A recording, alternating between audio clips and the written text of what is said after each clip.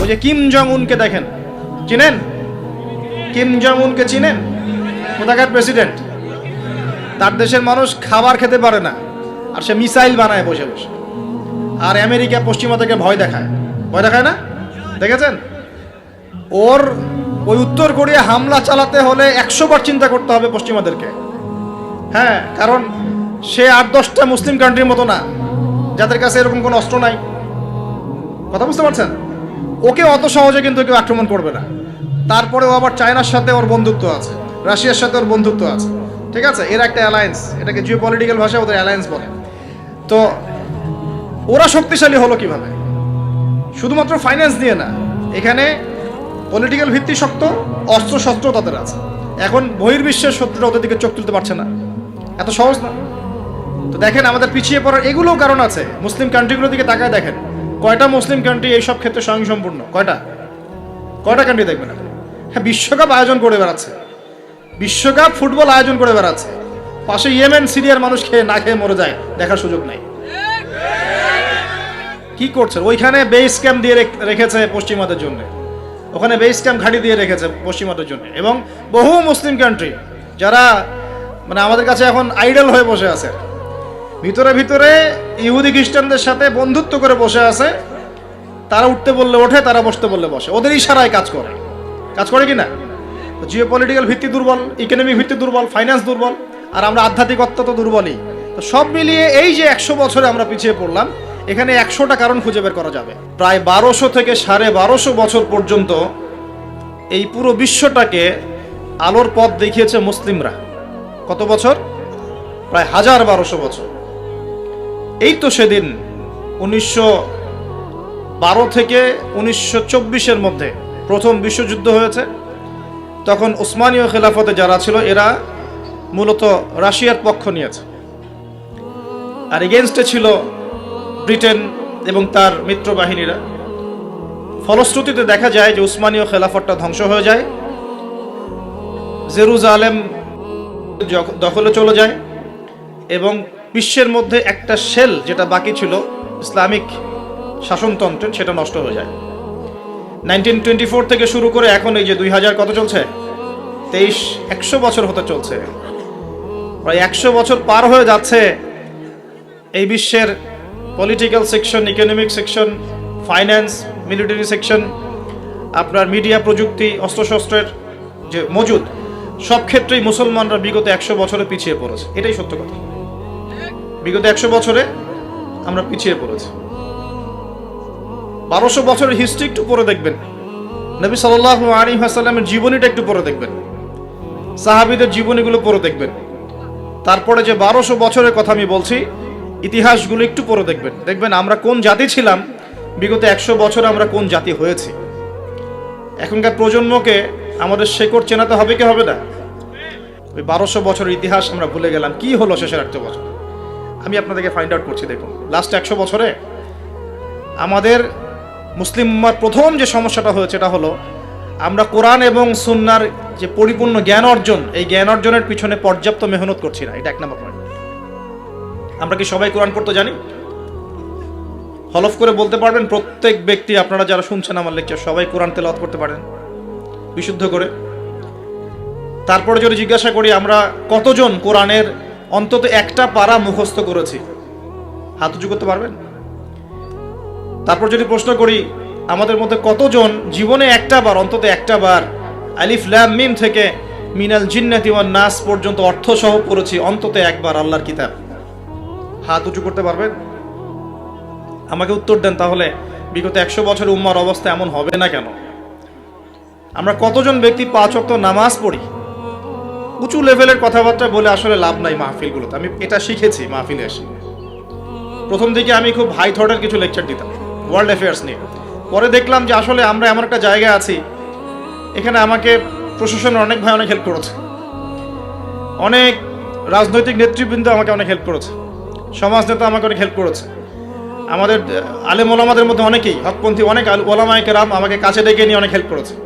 বুঝিয়েছে যে কথাগুলো মানুষ বুঝতে পারবে না সেগুলো পাবলিকলি বলার কোনো মানে হয় না। পরে আমিও ফিল করলাম যে আসলেই তাই। যেখানে আমি আলোচনা করছি ওইখানকার মানুষ নামাজ পড়ছে না, আমি সেখানে গিয়ে কিভাবে ইকোনমিক বিষয়গুলো বোঝাবো? আমি এমন একটা জায়গায় লেকচার দিচ্ছি যেখানকার মানুষ কোরআন তেলাওয়াত করতে জানছে না, আমি কিভাবে কোরআনের হুকুম আহকামগুলো প্রতিষ্ঠানের কথা বলবো? আমরা এমন একটা জায়গায় বসে আছি যে আমরা সবাই নবীর সুন্নত অনুযায়ী দাঁড়িয়েও রাখছি না।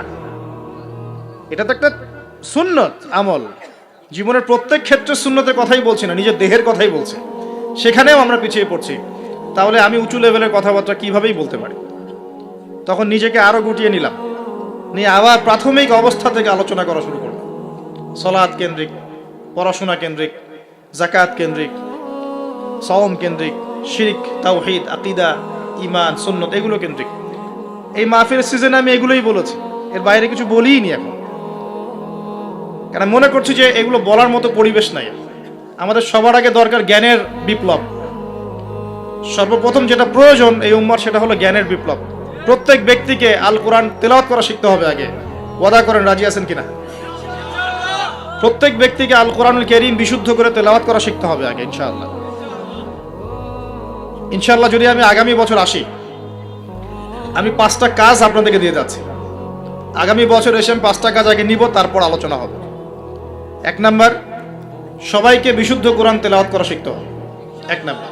2 নাম্বার, অন্তত একবার আলিফ লাম মিম থেকে মিনাল জিন্নাতি ওয়ান নাস পর্যন্ত এই 30 পারা কোরআন অর্থ সহ অন্তত একটা বার পড়ে দেখতে হবে 1 বছরে। পারবেন? আমি হিসেব করে দেখেছি, যদি প্রত্যেক দিন আপনি 20টা করে আয়াত তেলাওয়াত করতে পারেন এবং 20টা আয়াতের অর্থ পড়তে পারেন, আপনি 1 বছরে আল কোরআন শুরু থেকে শেষ পর্যন্ত অর্থ সহ পড়তে পারবেন ইনশাআল্লাহ। দৈনিক 20টা আয়াত পড়া খুব কঠিন। প্রত্যেক ফরজ নামাজের পরে যদি 4টা করে আয়াত পড়েন, তাও 16টা আয়াত হয়, 20টা আয়াত হয়, সরি। 5 ওয়াক্ত ফরজ সালাতের পরে যদি আমরা 4টা করে আয়াত তেলাওয়াত করি, যে কোনো 4টা আয়াত একদম শুরু থেকে নিয়ে 4টা করে আয়াত পড়ি এবং অর্থগুলো পড়ি, 5 ওয়াক্ত নামাজ শেষে আমরা 20টা আয়াত তেলাওয়াত করে ফেলব। খুব কঠিন। 2 নাম্বার কাজ। 3 নাম্বার হচ্ছে আমাদের প্রিয় নবী মুহাম্মদুর রাসূলুল্লাহ সাল্লাল্লাহু আলাইহি ওয়াসাল্লামের জীবনী গ্রন্থ অন্তত একটা বার 1 বছরে পড়ে দেখতে হবে। পারা যাবে ইনশাআল্লাহ? একটা বইয়ের নাম বলে দেব, আর রাহিকুল মাখতুম। কি নাম? আর রাহিকুল মাখতুম। যদি বই কিনতে না পারেন, সামর্থ্য না থাকে, আমাকে বলেন, কিনে দেব ইনশাআল্লাহ। প্রয়োজনে আমরাই কিনে দেব, তাও পড়েন। আর রাহিকুল মাখতুম এই বইটা হচ্ছে 1182টা বইয়ের মধ্যে প্রথম পুরস্কার প্রাপ্ত বই। লেখক হচ্ছেন আল্লামা সফিউর রহমান মোবারকপুরী রাহিমাহুল্লাহ। অন্তত এই বইটা পড়তে পারবো না? নবীর জীবনী জানার কোনো প্রয়োজন নাই ভাই। শোনেন, আমি যদি এখনই জিজ্ঞাসা করি আপনাদেরকে, বাংলাদেশ ন্যাশনাল ক্রিকেট টিমের টেস্ট অধিনায়কের নাম কি বলেন? মাশাআল্লাহ। বলেন টি-20 ক্যাপ্টেনের নাম কি? তাই টি-20 ক্যাপ্টেন কে?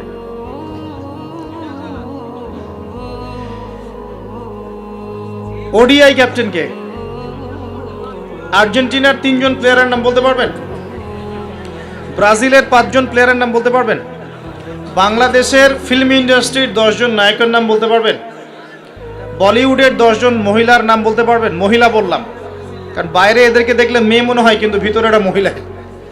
আপনার কাছে মনে হয় যে মেয়ে, আসলে কিন্তু এরা মহিলা। উপরে যেটা আছে এটা মেকআপ, ঠিক আছে?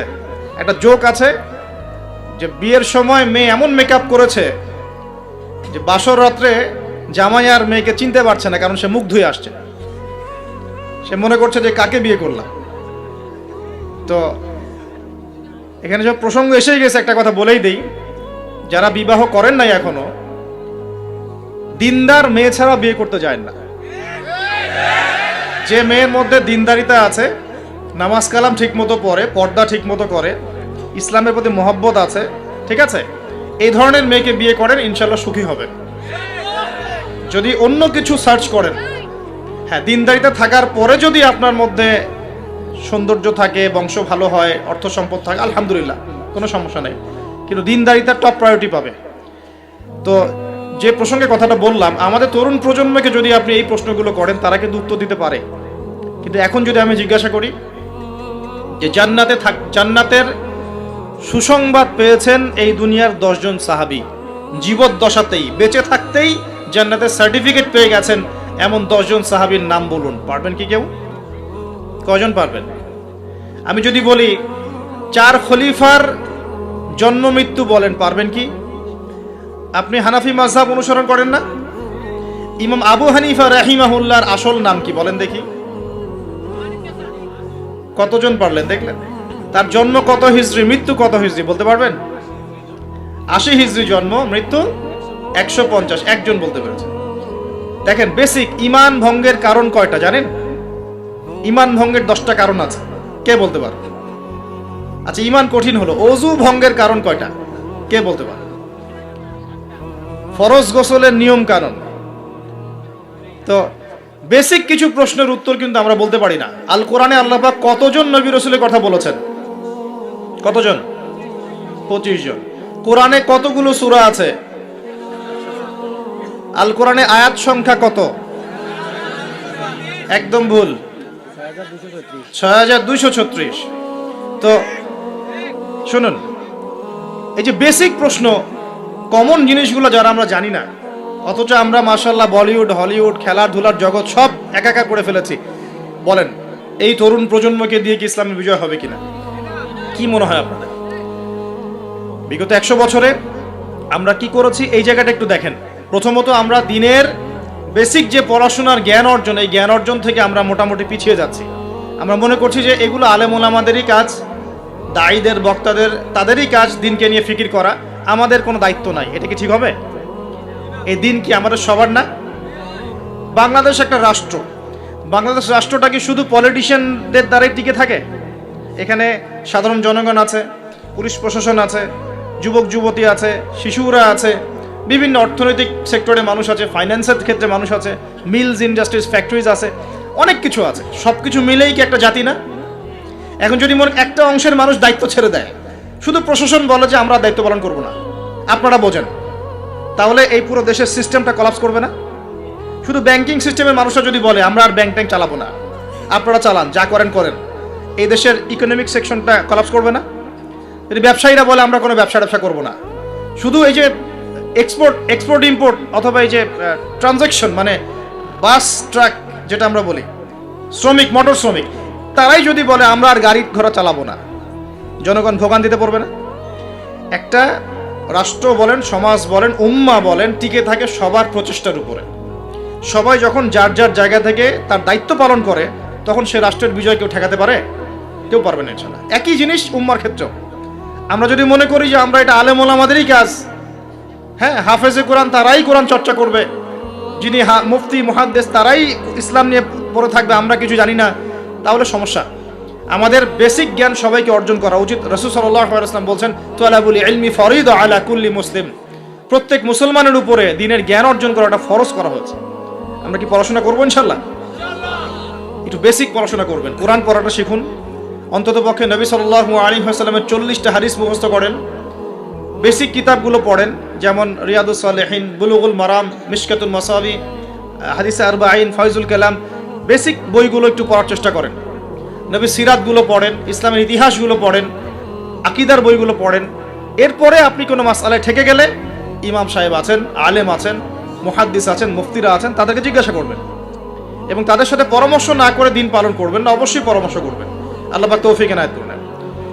কাজ দিয়ে যাচ্ছি, কোরআন তেলাওয়াত শিখতে হবে, নবীর জীবনী একবার পড়তে হবে, একবার টপ টু বটম কোরআনের অর্থ পড়বেন। আরেকটা কাজ দিব, সেটা হলো নবী সাল্লাল্লাহু আলাইহি ওয়াসাল্লামের 40 হাদিস কমপক্ষে মুখস্থ করতে হবে। পারা যাবে ইনশাআল্লাহ? 1 বছর সময় থাকলো, পারবেন তো ইনশাআল্লাহ?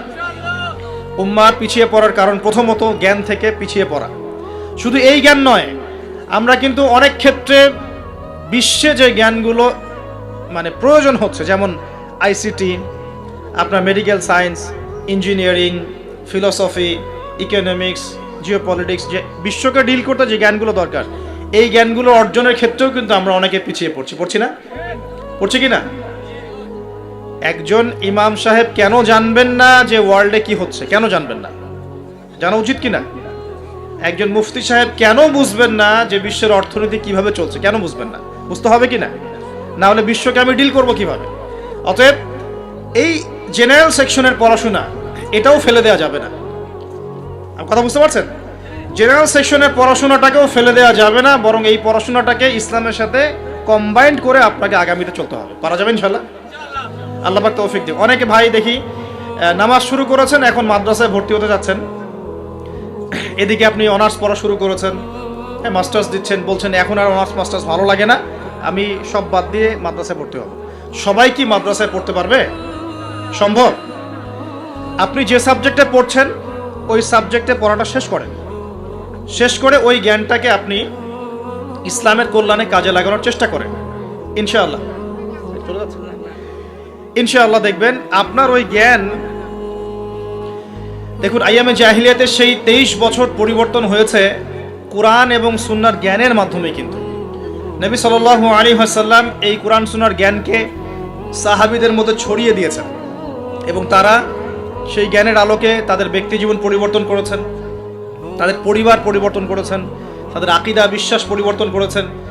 দুনিয়ার যে বস্তুবাদিতা, এখান থেকে পরকালের চেতনা জাগ্রত হয়েছে। আল্লাহ পাকের আদেশের সামনে আত্মসমর্পণের চেতনা নিয়েছেন। এক পর্যায়ে তারা কিন্তু দিনের জন্য সংগ্রাম করেছেন, কষ্ট স্বীকার করেছেন। প্রয়োজনে তারা কিন্তু মক্কা থেকে হিজরত করে মদিনাতেও চলে গেছে। মানে তারা সব কিছুই করেছেন, কিন্তু শুরুটা হয়েছিল কি দিয়ে? জ্ঞানের চর্চার মধ্য দিয়ে। তাহলে আমাদের প্রথম কি দরকার ভাই? কোরআন এবং হাদিসের কেন্দ্রিক জ্ঞানের চর্চা। আল্লাহ পাক সবাইকে করার তৌফিক এনায়েত করুন, আমিন। আর এই জ্ঞান চর্চাটার কথা বলি, একা একা হবে না, ওস্তাদ লাগবে কি না? টিচার লাগবে, ওস্তাদ লাগবে। যে সেক্টরে জ্ঞান অর্জন করছেন সেখানকার ওস্তাদদের সাথে সুসম্পর্ক রেখে বরেণ্য উলামায়ে কেরামদের সাথে সহবতে থেকে আপনি জ্ঞানের চর্চা করেন। ইনশাআল্লাহ তাআলা আল্লাহ পাক আপনার জ্ঞানে বরকত দান করুন, আমি দোয়া করি। দ্বিতীয় যে বিষয়টা আমরা পিছিয়ে পড়েছি বিগত 100 বছরে, সেটা হলো আমরা জানি অনেক কিছুই, জানা অনুযায়ী আমল সবাই করি না। এটা হচ্ছে দ্বিতীয় রিজন। আমরা অনেক সময় অনেক বড় বড় কথা বলি, কিন্তু কথা অনুযায়ী কাজ নাই। অনেক কিছু জানি ঠিকই, কিন্তু আমল করতে পারি না। আমরা একটা সূত্র ফলো করলেই জানা অনুযায়ী আমল করতে পারবো ইনশাআল্লাহ। আমি কি সূত্রটা বলে দিব? সূত্রটা হচ্ছে, একজন ব্যক্তিত্ব আছে আমাদের সামনে, সেই ব্যক্তিত্বকে হুবাহু কপি পেস্ট করতে হবে। কাট পেস্ট আছে না, কপি পেস্ট, এরকম কপি পেস্ট করতে হবে একজন ব্যক্তিত্বকে। তার নাম মুহাম্মদুর রাসূলুল্লাহ সাল্লাল্লাহু আলাইহি ওয়াসাল্লাম। আজকে রাত্রে লেকচার শুনলেন, বাসায় গিয়ে ঘুমাবেন, এমনি এমনি ঘুমাবেন না। ঘুমানোর আগে বিসমিল্লাহ বলে লাইটটা অফ করবেন, বিছানাটা বিসমিল্লাহ বলে ঝাড়বেন, ঠিক আছে? ওয়াশরুম থেকে পারলে ওযু করে আসবেন। মশারি দিচ্ছেন, লাইটস অফ করছেন, পাত্র যেগুলো আছে সেগুলো একটু ঢেকে রাখবেন বিসমিল্লাহ বলে, দরজা লাগাবেন বিসমিল্লাহ বলে। এরপর 3 বার পড়বেন সূরা ইখলাস একবার, সূরা ফালাক একবার, সূরা নাস একবার, পরে হাত একত্রিত করে ফু দিয়ে গা মাসাহ করবেন। এই কাজটা 3 বার করবেন। একবার আয়াতুল কুরসি পড়বেন, সূরা বাকারার 255 নম্বর আয়াত, আল্লাহু লা ইলাহা ইল্লা হুয়াল হাইয়ুল কাইয়ুম, এটা শেষ পর্যন্ত। এরপর সূরা বাকারার শেষের 3টা আয়াত পড়বেন, লিল্লাহি মা ফিস সামাওয়াতি, এখান থেকে ফানসুরনা আলাল কওমিল কাফিরিন পর্যন্ত। তারপর ডান কাতে পাশ ফিরবেন, বলবেন আল্লাহুম্মা বিইসমিকা আমুতু ওয়া আহইয়া। হাত নিবেন, হাতে গুনতে থাকবেন সুবহানাল্লাহ সুবহানাল্লাহ সুবহানাল্লাহ 33 বার, আলহামদুলিল্লাহ আলহামদুলিল্লাহ আলহামদুলিল্লাহ 33 বার, আল্লাহু আকবার আল্লাহু আকবার আল্লাহু আকবার 34 বার। ঘুমিয়ে যাবেন। এখন যদি আপনি 6 ঘন্টা ঘুমান, আপনি নবী সাল্লাল্লাহু আলাইহি ওয়াসাল্লামের সুন্নত অনুযায়ী ঘুমিয়েছেন। প্রত্যেক ঘন্টা ঘুমানোর জন্য আল্লাহ আপনাকে নেকি দিবে ইনশাআল্লাহ। এমনি ঘুমালে নেকি হতো না, রেস্ট নেওয়া হতো। আমি একজন ব্যক্তিত্বের কথা বলছি, যার প্রতিটা কাজ অনুসরণ করলে ইনশাআল্লাহ জানা অনুযায়ী আমলটা হয়ে যাবে, আল্লাহর কাছে আমরা মাকবুল হব ইনশাআল্লাহ। পারা যাবে ইনশাআল্লাহ। ঘুম থেকে উঠলেন, এমনি এমনি উঠে চলে যাবেন না। উঠেন, বসেন, বসে ঘুমের ভাব দূর করেন, দূর করে বলবেন আলহামদুলিল্লাহিল্লাযী আহইয়ানা বা'দা মা আমাতানা ওয়া ইলাইহিন নুশুর। এবার বাথরুমে যান। বাথরুমে গিয়েই বাথরুমে ঢুকে গান গাওয়া শুরু করবেন না। বাথরুমে ঢুকেই বাম পা দিয়ে ঢুকবেন, ঢোকার সময় বলবেন বিসমিল্লাহ আল্লাহুম্মা ইন্নী আউযু বিকা মিনাল খুবসি ওয়াল খাবাইস। বাথরুমে কিন্তু জিন শয়তান থাকে। বাথরুমে কি থাকে? বিজ্ঞান এটা প্রমাণ করতে পারে নাই, এগুলো নাসা বিশ্বাস করবে না, কিন্তু আল্লাহর রাসূল যেহেতু বলেছেন আমরা বিশ্বাস করব। বিজ্ঞান কি সব আবিষ্কার করতে পেরেছে? বিজ্ঞান কি সব আবিষ্কার করতে পেরেছে? বিজ্ঞানের আবিষ্কার কত পার্সেন্ট? এই মহাবিশ্বের 1%ও না, মহাবিশ্বের 1%ও না। আমাদের দেহের মধ্যেই যে রুহটা আছে, এই রুহটার কি কোনো ব্যাখ্যা করতে পারা গেছে? রুহটা কেমন, কঠিন না তরল না বায়বীয়, ব্যাখ্যা করা গেছে? ইয়াসআলুনাকা আনির রূহ কুলির রূহু মিন আমরি রাব্বি ওয়া মা উতীতুম মিনাল ইলমি ইল্লা কলিলা। আল্লাহ পাক বলছেন, হে নবী, তারা তোমাকে রূহ সম্পর্কে জিজ্ঞাসা করে, আত্মা সম্পর্কে জিজ্ঞাসা করে, তুমি বলে দাও এটা তোমার রবের আদেশ মাত্র। রবের আদেশে এসেছে, আদেশেই চলে যাবে। আর এ বিষয়ে তোমাদেরকে বেশি জ্ঞান দেয়া হয় নাই। তাহলে এই জ্ঞান কি দেয়া হয়েছে আমাদেরকে? জ্ঞান দেয়া হয় না। আর জ্ঞান কি আমরা নিজেরাই প্রডিউস করি না আল্লাহ পাক জ্ঞান দেন? কোনটা? আল্লাহ পাক কি বলছেন? আল্লামাল ইনসানা মা লাম ইয়ালাম। মানুষকে আল্লাহ পাক সেই জ্ঞান শিক্ষা দিয়েছেন যা মানুষ জানতো না। তার মানে সৃষ্টিগতভাবে আমরা জ্ঞানী ছিলাম না। আদম আলাইহিস সালামকে সৃষ্টি করে আল্লাহ পাক কি করছেন? ওয়া আল্লামা আদামাল আসমা কুল্লাহা। আমি আদমকে সৃষ্টি করে তাকে সমস্ত নাম শিক্ষা দিয়েছি, আল্লাহ পাক বলছেন। আদম আলাইহিস সালাম কি সৃষ্টিগতভাবে জ্ঞানী ছিলেন, নাকি আল্লাহ পাক তাকে জ্ঞানী করেছেন? কোনটা? আল্লাহ পাক জ্ঞানী করেছেন। সো জ্ঞান কার পক্ষ থেকে আসে? আল্লাহর পক্ষ থেকে। এটাই হচ্ছে ওয়াকুলিল হাক্কু মির রাব্বিকুম, হক বা সত্য জ্ঞান তোমার রবের পক্ষ থেকে আসে। ফালা তাকুনান্না মিনাল মুমতারিন, তুমি সন্দেহবাদীদের অন্তর্ভুক্ত হইও না, আল্লাহ পাক বলছেন। তো বাথরুমে জিন থাকে এটা বিশ্বাস করলাম তো। এবার দোয়াটা পড়লেন, এবার আপনি ইস্তেঞ্জা সারলেন, তারপরে বের হওয়ার সময় বলছেন গুফরানাকা। কি বলছেন? গুফরান। আরেকটা দোয়া আছে, আলহামদুলিল্লাহিল্লাযী আযহাবা আনিল আযান ওয়া আফানি গুফরানাকা। ওযু করবেন, ওযুর আগে বলবেন বিসমিল্লাহ। ওযু করার সময় খুব বেশি পানি অপচয় করবেন না, কারণ অপচয়ে সবচেয়ে পটু জাতি এখন মুসলিমরা। অপচয়ে সবচেয়ে পটু জাতি মুসলিমরা। রাষ্ট্রীয় সম্পদ অপচয় করে, গ্যাস অপচয় করে, তেল অপচয় করে, পানি অপচয় করে, সময় অপচয় করে, সবই অপচয় করে। নিজের হায়াত অপচয় করে। এই তরুণ যুব সমাজ নিজের হায়াত অপচয় করে। অপচয় করে না? অনলাইন কত হায়াত খেয়ে ফেলছে আমাদের। আর ওখানে গেলে আপনি কতটুকু ভালো পাবেন? ভালো যতটুকু পাবেন তার চেয়ে বেশি খারাপ পাবেন। ভালো যতটুকু পাবেন তার চেয়ে বেশি খারাপ পাবেন। হয়তো বলতে পারেন, ভাই আপনাদের লেকচার শুনছি অনলাইনে। শুনছেন ঠিক আছে, কিন্তু লেকচার শোনার মাঝখানে অ্যাড চলে আসে না? লেকচার শুনলেন, ভালো কথা, আলহামদুলিল্লাহ। একটু পর দেখবেন একটা নগ্ন মেয়ের ভিডিও চলে আসতেছে, একটা গান চলে আসতেছে। আর এগুলো সব অ্যালগোরিদম। অ্যালগোরিদম কিন্তু মুসলিমরা আবিষ্কার করেছিল। এখন সেই অ্যালগোরিদম নিয়ে পশ্চিমারা কি করেছে? অ্যালগোরিদম দিয়ে আপনার ব্রেনটাকে সেট করা হয়েছে। মানে আপনি যেই ভিডিওটা একটু বেশি সময় দেখবেন, ঠিক আছে, বা যে বিষয়ে একটু কথাবার্তা বলবেন, দেখবেন সেটা ওরা ক্যাচ করবে। ক্যাচ করে আপনি যখন পরে এই ফেসবুকে ঢুকবেন, দেখবেন সেই ভিডিও আপনার সামনে, ওই সিমিলার ভিডিওস আপনার সামনে আসতেই আছে, আসতেই আছে, আসতেই আছে। ওরা কিন্তু অ্যালগোরিদম দিয়ে আপনাকে ট্রেস করেছে। মানে আপনি ফেসবুক চালাচ্ছেন না, ফেসবুক আপনাকে চালাচ্ছে এখন। কথা বুঝতে পারছেন? আচ্ছা, আসুন সামনে যাই। এবার ওযু করলেন, প্রথমে বিসমিল্লাহ বললেন, শেষে বলবেন কি? আশহাদু আল্লা ইলাহা ইল্লাল্লাহ ওয়াহদাহু লা শারীকা লাহু ওয়া আশহাদু আন্না মুহাম্মাদান আবদুহু ওয়া রাসূলুহু। তার আগে মেসওয়াক করে নেবেন। কি করবেন? মেসওয়াক মানে ব্রাশ, ঠিক আছে, কোনো সমস্যা নেই। ব্রাশ করছেন, ওকে, আদায় হয়ে গেছে ইনশাআল্লাহ। মুখ পরিষ্কার করা, দুর্গন্ধ দূর করা। এই যে ওযু করলেন সুন্দর করে নবী সাল্লাল্লাহু আলাইহি ওয়াসাল্লামের মতো, আল্লাহর নবী বলছেন যে ওই ব্যক্তির জন্য জান্নাতের 8টা দরজা খুলে যাবে ইনশাআল্লাহ।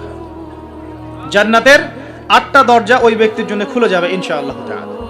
এবার আপনি কাপড় পরছেন, এমনি এমনি পড়লে নাকি নাই, পড়ার সময় ডান দিক থেকে পড়ছেন এবং বলছেন আলহামদুলিল্লাহিল্লাযী কাসানি হাযা ওয়া রাযাকানিহি মিন গায়রি হাওলিন মিন্নি ওয়ালা কুওয়া। আপনি কাপড় পরলেও নাকি পাচ্ছেন আলহামদুলিল্লাহ। আয়না দেখছেন, ফ্রেশ হচ্ছেন, চুল আঁচড়াচ্ছেন, আপনি ডান দিক থেকে স্টার্ট করেন। এবং এখানে বলে রাখি যে বর্তমান যে চুলের কাটিংগুলো চলছে, এইসব কাটিং চলবে না। এই ডানে বামে কোনো চুল নাই, আর মাঝখানে চুল দিয়ে কি বলবো এটা, হ্যাঁ, কুজা বলে আরবি দিয়ে মনে হয় সম্ভবত। এইসব কাট চলবে না। যদি একদম ছোট করতে চান তাহলে সামন পিছন সমান হবে, আর্মি ছাট, একদম একদম সামন পিছন সমান। আর না হলে বাবরি, কাঁধ, কান, কানের লতি এই পর্যন্ত আপনি রাখতে পারেন। যার নাই তার তো প্রশ্নই নাই, যার নাই তার তো আর বলে লাভ নেই। যার আছে, নবীজি বলেছেন সাল্লাল্লাহু আলাইহি ওয়াসাল্লাম, যার চুল আছে সে যেন চুলের যত্ন নেয়। কে বলেছেন? দেখেন, ইসলাম আপনাকে চুল আঁচড়ানো শিখিয়েছে। আপনি ইসলামে কি চাচ্ছেন? ইসলাম এমন একটা দিন বা জীবন ব্যবস্থা যেখানে আপনি জীবনের প্রতিটা বিষয়ের সমাধান তো পাবেনই, ইভেন আপনি চুল কেমন করে আশ্রাবেন সেটাও ইসলাম আপনাকে শিখাবে ইনশাআল্লাহ। হায়েজ হয়েছে, নেফাস হয়েছে, হ্যাঁ, অজু ইস্তেঞ্জা করেছেন, টয়লেট করেছেন, কিভাবে পবিত্রতা অর্জন করবেন, গোসল ফরজ হয়ে গেছে, কিভাবে গোসল করবেন, কিভাবে নামাজ পড়বেন, কিভাবে পরিবার চালাবেন, কেমন করে ব্যবসা করবেন, কেমন করে সমাজ চালাবেন, কোন বিষয়টা বলা বাকি আছে কোরআন এবং হাদিসে বলেন তো? একটা বিষয় দেখাতে পারবেন যেটা কোরআন এবং সুন্নায় নাই? এটাই তো প্রমাণ করে যে ইসলাম আল্লাহ রাব্বুল আলামিনের পক্ষ থেকে নাজিলকৃত সর্বশ্রেষ্ঠ এবং আসমানি গ্রন্থ, আসমানি দিন, যেটা আল্লাহ পাক জমিনবাসীর জন্য নাজিল করেছেন। কিভাবে আপনি কম্পেয়ার করবেন কোনটা সত্য কোনটা মিথ্যা? আপনি সবগুলো ধর্মগ্রন্থ নিয়ে বসে দেখেন যে প্রত্যেকটা ধর্মগ্রন্থের মধ্যে কি জীবনের প্রতিটা বিষয়ের সমাধান আছে কি না, ঘেটাই দেখেন। যদি দেখেন যে না, সবগুলো ধর্মগ্রন্থ ঘেটেছি, শুধু কোরআন এবং হাদিসে পেয়েছি যে এখানে প্রতিটা বিষয়ের সমাধান আছে, তাহলে নিঃসন্দেহে এটা আল্লাহ পাকের পক্ষ থেকে এসেছে, সহজ। আর যখন জেনে যাবেন এটা আল্লাহর পক্ষ থেকে এসেছে, তখন আমাদের কর্তব্য তার সামনে আত্মসমর্পণ করা।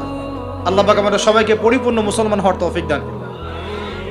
ওযু শেষ, এবার যাবেন নামাজে যাওয়ার সময় বাসা থেকে বের হচ্ছেন, আল্লাহর রাসূল শিখিয়েছেন আপনাকে বলতে হবে বিসমিল্লাহ, বিসমিল্লাহি তাওয়াক্কালতু আলাল্লাহ ওয়ালা হাওলা ওয়ালা কুওয়াতা ইল্লা বিল্লাহ। বের হলেন, আপনার সাথে একজন ফেরেশতা থাকবেন ইনশাআল্লাহ, শয়তান দূরে চলে যাবে ইনশাআল্লাহ। মসজিদে যাচ্ছেন, যাওয়ার সময় চুপচাপ থাকবেন না, দোয়া পড়বেন, জিকির করবেন। একটা দোয়া আছে, এটাও পড়তে পারেন, আল্লাহ নবী পড়তেন। তিনি বলতেন আল্লাহুম্মা ইজআল ফি কলবি নূরা, হে আল্লাহ আমার কলবে নূর দাও, ওয়া ফি লিসানি নূরা, আমার লিসান বা জিহ্বায় জবানে তুমি নূর দাও, ওয়া ফি সামঈ নূরা, আমার শ্রবণ ইন্দ্রিয়তে নূর দাও, আলো দাও, ঠিক আছে? ওয়া ফি বাসরি নূরা, আমার দৃষ্টি শক্তির মধ্যে নূর বা আলো দাও, ওয়া আন ইয়ামিনি নূরান, আমার ডান দিকে আলো দাও, ওয়া আন শিমালি নূরান, আমার বাম দিকে আলো দাও, হ্যাঁ, ওয়া মিন খালফি নূরান ওয়া মিন তাহতি নূরা, আমার উপরে নিচে তুমি নূর দাও। আল্লাহুম্মা ইজআল ফি নাফসি নূরা, আল্লাহ আমার নফসের মধ্যেই তুমি নূর বা আলো দাও। এরকম দোয়া আছে, আরো অনেক শব্দে আসছে, এটা ছোটটা বললাম, এটা বড় ভার্সনও আছে, এই দোয়াটা অনেক বড়, তো এই দোয়াটাও পড়তে পারেন। নূর বা আলো কার পক্ষ থেকে আসে? দুনিয়াতে যদি আমরা এই জাহেলি পরিবেশে, অন্ধকারাচ্ছন্ন সমাজে আমরা যদি আলো চাই, আল্লাহর নূর ছাড়া কোনো গতি নাই। আল্লাহ পাক নূর দিলে আপনি আলো পাবেন। আল্লাহ পাক খিদর আলাইহিস সালামকে নূর দিয়েছিলেন না? নৌকা কেন ফুটা করছেন মানুষ বুঝতে পারছে না, খিদর আলাইহিস সালাম বুঝতে পারছেন ফুটা না করলে সমস্যা আছে, জলদস্যু নিয়ে যাবে। মনে আছে গল্পটা? কোন সূরায়? কোন সূরা? সূরা কাহফ। বাচ্চাকে কেন হত্যা করলেন মানুষ বুঝতে পারছে না, মুসা আলাইহিস সালামও বুঝতে পারছেন না।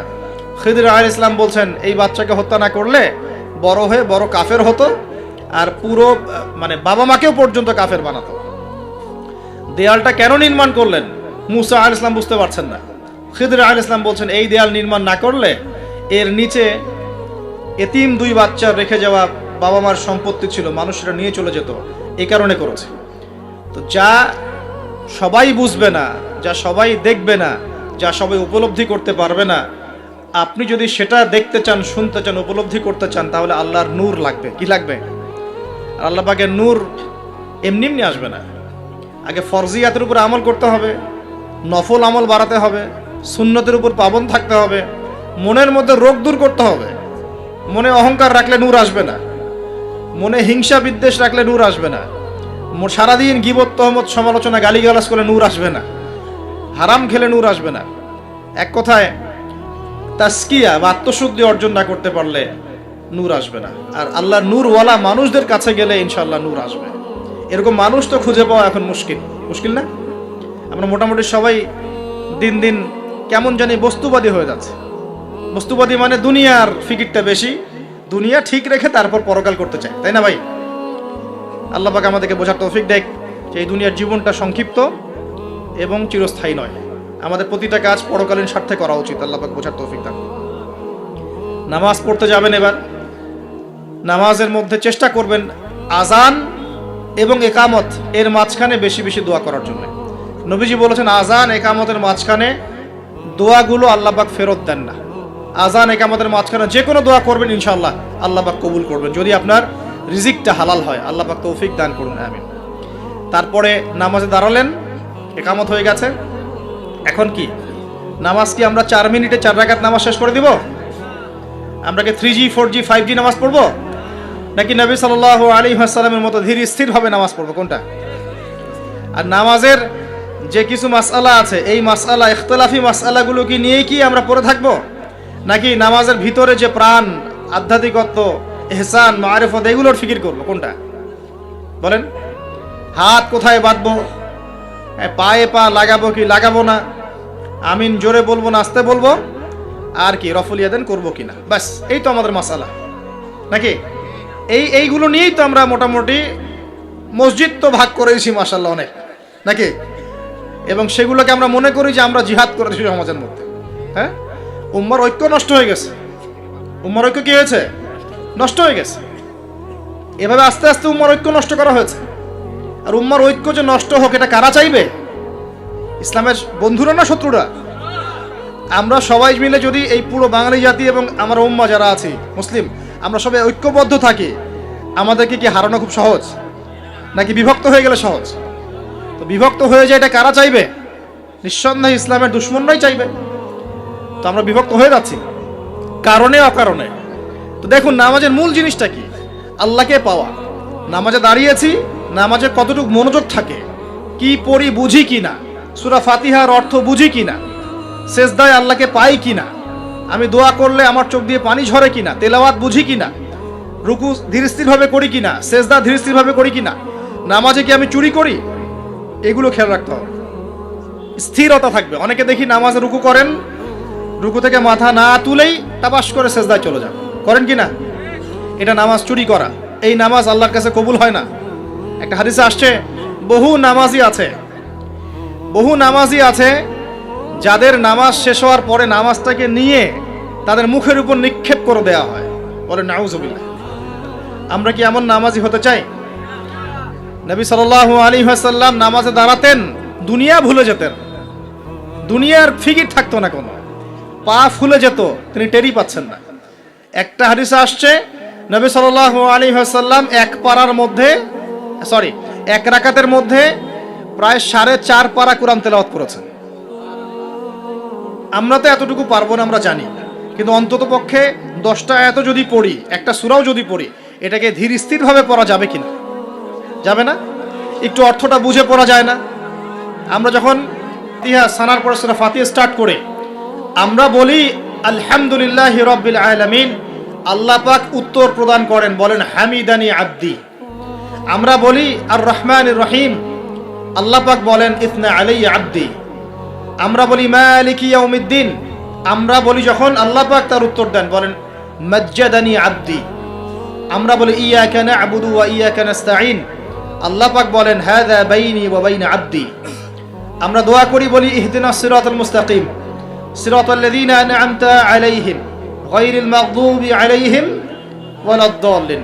এরপর আল্লাহ পাক বলেন ওয়ালি আব্দি মা সাআলা, আমার বান্দা যে পথ চেয়েছে আমি তাকে তা দিলাম আলহামদুলিল্লাহ। এই যে নামাজে আল্লাহর সাথে আমরা মোনাজাত করি, মোনাজাত মানে আল্লাহর সাথে চুপে চুপে কথা বলা। মোনাজাত মানে কি? শুধু এটাকেই মোনাজাত বলে না, মোনাজাত মানে আল্লাহর সাথে চুপে চুপে কথা বলা। আমরা আল্লাহর সাথে ফিস ফিস করে এভাবে নামাজে কথা বলি, কতজন ফিল করি? প্রিয় ভাইরা, নামাজ পড়বো ধীর স্থির ভাবে। ওয়ামা খালাকতুল জিন্না ওয়াল ইনসা ইল্লা লিয়াবুদুন, আল্লাহ পাক বলছেন আমি মানুষ আর জিন জাতিকে শুধুমাত্র আমার ইবাদত করার জন্যই সৃষ্টি করেছি। সো এত তাড়াহুড়ার কিছু নাই। নামাজ পড়তেই দুনিয়া আসছি, আল্লাহর হুকুম আহকাম পালন করতেই দুনিয়া আসছি।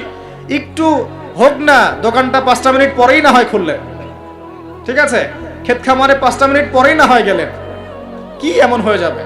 ফরজ নামাজটা অন্তত পক্ষে ধীর স্থির ভাবে পড়েন। বাসায় গিয়ে আপনি সুন্নত পড়তে পারেন, কোনো সমস্যা নেই। নফল নামাজ আপনি ইচ্ছা মতো পড়েন, আল্লাহ পাক তৌফিক দান করুন। নামাজ শেষ হয়ে আমরা কি উঠে চলে আসব, নাকি একটু সুন্নত আছে? নামাজ শেষ করার পর আরো সুন্নত আছে।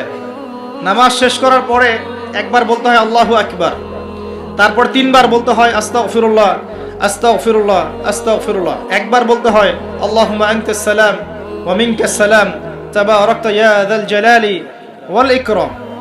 আরো বলতে হয় আল্লাহুম্মা আইন্নি আলা যিকরিকা ওয়া শুকরিকা ওয়া হুসনি ইবাদাতিকা। এগুলো পড়তে হবে না? গুরুত্বপূর্ণ সুন্নত। যখন সুন্নতের উপর আমল না করব, তখন তো সারা জীবনের সুন্নত প্রতিষ্ঠা হবে না। তারপরে একবার আয়াতুল কুরসি পড়তে হয়। নবীজি বলেছেন সাল্লাল্লাহু আলাইহি ওয়াসাল্লাম, যে ব্যক্তি প্রত্যেক ফরজ নামাজের পর আয়াতুল কুরসি তেলাওয়াত করে, মৃত্যু ছাড়া জান্নাতে যাওয়ার জন্য কোনো বাধা নাই তার। আলহামদুলিল্লাহ, মরে গেলে জান্নাতে চলে যাবে ইনশাআল্লাহ। এরপরে আরো আছে, আল্লাহুম্মা লা মানিআ লিমা আ'তাইত ওয়া লা মু'তিয়া লিমা মানা'ত ওয়া লা ইয়ানফা'ু যাল জাদ্দি মিনকাল জাদ। আরো অনেক দোয়া কালাম আছে। 33 বার সুবহানাল্লাহ, 33 বার আলহামদুলিল্লাহ, 33 বার আল্লাহু আকবার, তারপর কালিমা শাহাদা, তারপরে একবার সূরা ফালাক, একবার সূরা নাস, একবার সূরা ইখলাস।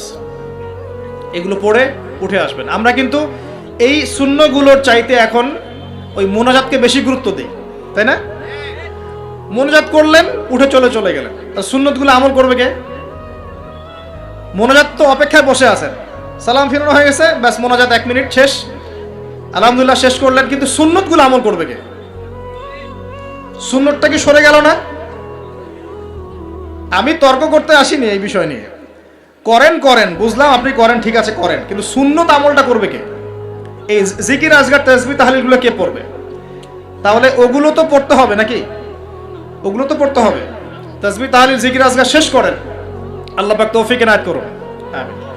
এরপরে আসেন, এবার যে নামাজ থেকে বের হয়ে গেলাম, এখন কেউ যাবে চাকরি ক্ষেত্রে, কেউ ব্যবসায়, কেউ পড়াশোনায়, হ্যাঁ, কেউ সমাজে, বিভিন্ন জন বিভিন্ন জায়গায় চলে যাব না নামাজ শেষে?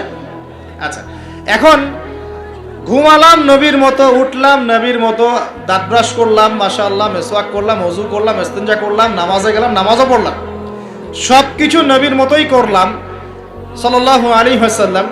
এখন কি ব্যবসায় গিয়ে মাপে কম দিতে পারবো?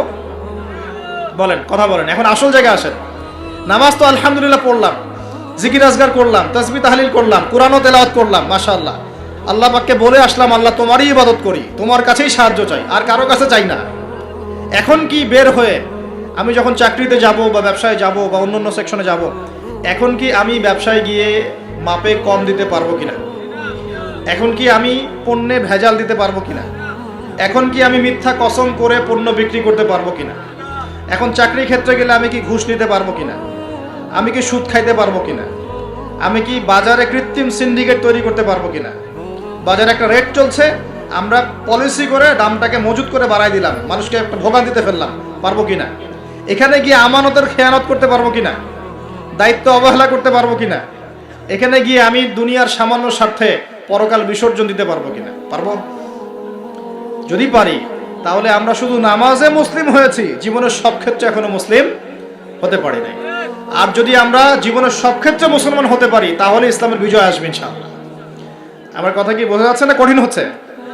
এখন পরিবারে আসলাম, তো পরিবারটা ইসলামী আদর্শে করবো না? আমার বাচ্চা কাচ্চা ইসলাম শিখবে না? আমাদের বাসার মেয়েরা মায়েরা পর্দা করবে না? আমার বাসায় তালিম থাকবে না? নাকি অপসংস্কৃতি থাকবে? নামাজ পড়ে এসেই রিমোটটা নিয়ে বসে যাব এই বেহায়া সিরিয়াল দেখার জন্যে? নাকি মোবাইল ফোনে ঢুকে যাব পর্নোগ্রাফি দেখার জন্যে? নামাজ পড়ে বের হয়ে কি সিগারেট ধরাবো? বন্ধুদের পাল্লায় বসে মাদকের আসরে বসবো? নাকি মেয়ের পিছনে ঘুরবো? নামাজ তো পড়লাম, এখন কি হবে? প্রিয় ভাইয়েরা, যদি আমরা প্রকৃত অর্থেই মন থেকে নামাজ আদায় করতে পারি, নামাজ যদি কবুল হয়, আল্লাহ রসুল বলছেন নামাজ মানুষকে পাপাচার থেকে দূরে রাখে। আল্লাহ পাকও বলছেন ইন্না সালাত তানহা আনিল ফাহশাই ওয়াল মুনকার, নিশ্চয়ই নামাজ মানুষকে সমস্ত পাপাচার থেকে দূরে রাখবে ইনশাআল্লাহ। তার মানে যদি বিশুদ্ধ করে নামাজ পড়তে পারি, আমার পক্ষে সহজ হবে পরিবারটা ইসলামিকভাবে গড়া, আমার পক্ষে সহজ হবে ব্যবসা বাণিজ্য ইসলাম মেনে চলা, চাকরিতে ইসলাম মেনে চলা। সমাজের দায়িত্ব যদি পাই, এখানে কি আমি ন্যায় বিচার করব না অন্যায় করব? জুলুম করব না ইনসাফ প্রতিষ্ঠা করব? খেয়ানত করব না আমানতদারিতা বজায় রাখবো? আল্লাহ পাক তৌফিক এনায়েত করুন, যেন জীবনের প্রতিটা ক্ষেত্রে আমরা ইসলাম ফলো করতে পারি। আমরা পিছিয়ে পড়েছি সুন্নতের অবহেলার কারণে, জ্ঞানের চর্চা ছেড়ে দেওয়ার কারণে, জানা অনুযায়ী আমল না করার কারণে, এবং ইসলাম জীবনের সমস্ত ক্ষেত্রে বাস্তবায়ন না করার কারণে। আমি কি বোঝাতে পারছি ভাই? আরও পিছিয়ে পড়েছি হারাম রিজিক খাওয়ার পিছনে। হারাম রিজিক খেয়েছি, দোয়া কবুল হচ্ছে না, পিছিয়ে পড়ছি আমরা। আমরা পিছিয়ে পড়েছি আমাদের মা বোনদের পর্দার গাফেলতির কারণে। আপনি যদি কোনো সমাজকে ধ্বংস করতে চান, তাহলে ওই সমাজের মধ্যে বেহায়া মেয়েদেরকে, নগ্ন মেয়েদেরকে ছড়িয়ে দেন। যদি আপনি কোনো সমাজকে ধ্বংস করতে চান, যুব সমাজের মধ্যে মাদক ছড়িয়ে দেন। আপনি যদি কোনো সমাজকে ধ্বংস করতে চান, তাহলে সমাজের নেতৃত্ব প্রদানকারী মানুষদেরকে করাপ্টেড বানিয়ে দেন, সমাজ ধ্বংস হয়ে যাবে। আমরা কিন্তু দিন দিন এই কাজগুলো করেছি। আমাদের যুব সমাজের মধ্যে মাদক ছড়িয়ে গেছে না, মেয়েদের মধ্যে বেপরদামি ছড়িয়ে গেছে না। এই তো কয়দিন আগে দেখলেন না, ফ্রি মিক্সিং নিয়ে যে এতদিন ধরে কথা বলে আসছি, দেখলেন না টিচার কি করলো মেয়েদের সাথে? আপনি মেয়েকে পড়াচ্ছেন একজন পুরুষ টিচারকে দিয়ে। 10টা মেয়ে পড়ছে একটা ব্যাচে প্রাইভেট করে, একটা পুরুষ টিচার পড়াচ্ছে। 2 দিন পর ঘটনা ঘটে যাচ্ছে, হচ্ছে না? আমরা এই ফ্রি মিক্সিং মানে নারী পুরুষের অবাধ মেলামেশার ফলে সমাজটা ধ্বংস করে ফেলছি। মেয়েদের একটা ফাংশন আছে, মেয়েদের ফাংশন মেয়েদের ক্ষেত্রে, ছেলেদের ফাংশন ছেলেদের ক্ষেত্রে। একে যখন আপনি মিশ্রিত করে দিবেন, এরকম দুর্ঘটনা ঘটবে, প্রতিনিয়তই ঘটবে, কেউ ঠেকাতে পারবে না। নসিহত করে কি হবে? কারণ নসিহত করে তো সব হচ্ছে না। যাদের হাতে এই ক্ষমতাগুলো আছে, তারা যদি সমাজের মধ্যে ফ্রি মিক্সিংটাকে রোধ করতে পারেন, সমাজের মধ্যে ইনশাল্লাহ দেখবেন একটা সাম্য আসবে, ব্যালেন্স আসবে, এবং ছেলে মেয়েদের মধ্যে এই অবাধ মেলামেশা কমে যাবে ইনশাল্লাহ। অবাধ মেলামেশার ফলে জেনা বেড়েছে, ধর্ষণ বেড়েছে, পরকীয়া বেড়েছে, আর অনেক কিছু হয়েছে। একটা বাচ্চা মেয়ে পর্যন্ত এখন সেফ হচ্ছে না, বাচ্চা মেয়েকে পর্যন্ত মানুষ ধর্ষণ করে দিচ্ছে না? আমরা আমাদের ছেলে মেয়েদের জন্য কোন পরিবেশ সমাজ রেখে যাচ্ছি ভাবতে হবে তো। আল্লাহ পাক আমাদেরকে বোঝার তৌফিক দান করুন। আমাদের মা বোনদেরকে পর্দায় রাখতে হবে। প্রিয় ভাইয়েরা, এটার থেকে গাফেলতির কারণে আমরা পিছিয়ে পড়েছি।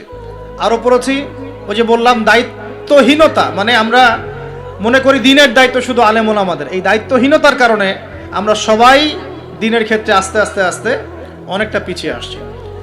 আরও আছে কারণ হচ্ছে ইসলামের ভিতরে, ইসলামের লেবাজে পোশাকে অনেক মুনাফিক ঘোরাফেরা করছে, এরাও ইসলামকে পিছিয়ে দিচ্ছে। আর ইসলামের প্রকাশ্য শত্রু যারা সারা বিশ্ব থেকে মুসলিমদের নাম নিশান মিটিয়ে ফেলতে চায়, এরা বিভিন্ন এজেন্ডা মুসলিম সমাজে বাস্তবায়ন করছে। এই সমাজে এই এজেন্ডাগুলোর কারণেও মুসলমানরা আজকে পিছিয়ে পড়ছে। আরও কারণ আছে, অর্থনৈতিকভাবে ইসলামিক ভিত্তি আমাদের স্ট্রং হচ্ছে না, আমাদের সুদের সাথে আপোষ করতে হচ্ছে, এই কারণে আমরা পিছিয়ে পড়ছি। আরও ব্যাপার আছে, একটা জাতি উন্নত হয় কিভাবে? ওই যে কিম জং উনকে দেখেন, চিনেন? কিম জং উনকে চিনেন? কোথাকার প্রেসিডেন্ট। তার দেশের মানুষ খাবার খেতে পারে না, আর সে মিসাইল বানায় বসে বসে। আর আমেরিকা পশ্চিমা থেকে ভয় দেখায় না? দেখেছেন? ওই উত্তর কোরিয়া হামলা চালাতে হলে 100 বার চিন্তা করতে হবে পশ্চিমাদেরকে। হ্যাঁ, কারণ সে 8-10টা মুসলিম কান্ট্রির মতো না, যাদের কাছে এরকম কোনো অস্ত্র নাই। কথা বুঝতে পারছেন? ওকে অত সহজে কিন্তু কেউ আক্রমণ করবে না। তারপরেও আবার চায়নার সাথে ওর বন্ধুত্ব আছে, রাশিয়ার সাথে ওর বন্ধুত্ব আছে, ঠিক আছে? এর একটা অ্যালায়েন্স, এটাকে জিও পলিটিক্যাল ভাষায় ওদের অ্যালায়েন্স বলে। তো ওরা শক্তিশালী হলো কিভাবে? শুধুমাত্র ফাইন্যান্স দিয়ে না, এখানে পলিটিক্যাল ভিত্তি শক্ত, অস্ত্র শস্ত্র তাদের আছে। এখন বহির্বিশ্বের শত্রুরা ওদের দিকে চোখ তুলতে পারছে না, এত সহজ না। তো দেখেন আমাদের পিছিয়ে পড়ার এগুলোও কারণ আছে। মুসলিম কান্ট্রিগুলোর দিকে তাকায় দেখেন, কয়টা মুসলিম কান্ট্রি এইসব ক্ষেত্রে স্বয়ংসম্পূর্ণ? কয়টা কান্ট্রি দেখবেন? হ্যাঁ, বিশ্বকাপ আয়োজন করে বেড়াচ্ছে, বিশ্বকাপ ফুটবল আয়োজন করে বেড়াচ্ছে, পাশে ইয়েমেন সিরিয়ার মানুষ না খেয়ে মরে যায়, দেখার সুযোগ নাই। কি করছে? ওইখানে বেস ক্যাম্প দিয়ে রেখেছে পশ্চিমাদের জন্য, ওখানে বেস ক্যাম্প ঘাঁটি দিয়ে রেখেছে পশ্চিমাদের জন্য। এবং বহু মুসলিম কান্ট্রি যারা মানে আমাদের কাছে এখন আইডল হয়ে বসে আছে, ভিতরে ইহুদি খ্রিস্টানদের সাথে বন্ধুত্ব করে বসে আছে। তারা উঠতে বললে ওঠে, তারা বসতে বললে বসে, ওদের ইশারায় কাজ করে কি না? জিও পলিটিক্যাল ভিত্তি দুর্বল, ইকোনমিক ভিত্তি দুর্বল, ফাইন্যান্স দুর্বল, আর আমরা আধ্যাত্মিকত্ব তো দুর্বলই। তো সব মিলিয়ে এই যে 100 বছরে আমরা পিছিয়ে পড়লাম, এখানে 100টা কারণ খুঁজে বের করা যাবে, এত কারণ বলার সময় নেই।